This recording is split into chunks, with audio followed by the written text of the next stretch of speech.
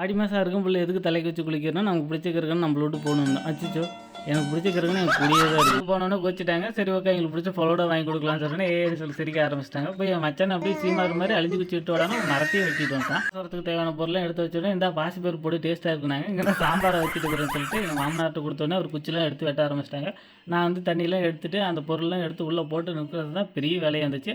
அதை முடிச்சோடனே சரி ஓகே குங்குமம் மஞ்சள் வச்சோன்னே அப்படியே மங்களகரமாக செம்மையாக இருந்துச்சு. எங்கள் ஒய்ஃபும் எங்கள் குழந்தைங்க தான் தேங்காய் சுடுறதுக்கு ரொம்பவே ஆர்வமாக இருந்தாங்க. போய் பற்ற வச்சோடனே எங்கள் பொண்ணு சாமியெல்லாம் கும்பிட்டு போய் அப்படியே எல்லாம் தான் தேங்காய் சுட ஆரம்பிச்சிச்சு. அப்படியே தகன்னு செம்மையாக எல்லாம் எரிய ஆரம்பிச்சிச்சு. விக்கி வந்துட்டான். உடனே இந்தாடா நீ தேங்காய் சுட சொல்லி அவன்கிட்டையும் ஒரு தேங்காய் எடுத்து கொடுத்துட்டேன். எனக்கு தேங்காய் அப்படியே குப்புன்னு நல்லா எரிய ஆரம்பிச்சிச்சு. எங்கள் தம்பி இது நல்லா எல்லாம் வெந்துருச்சு.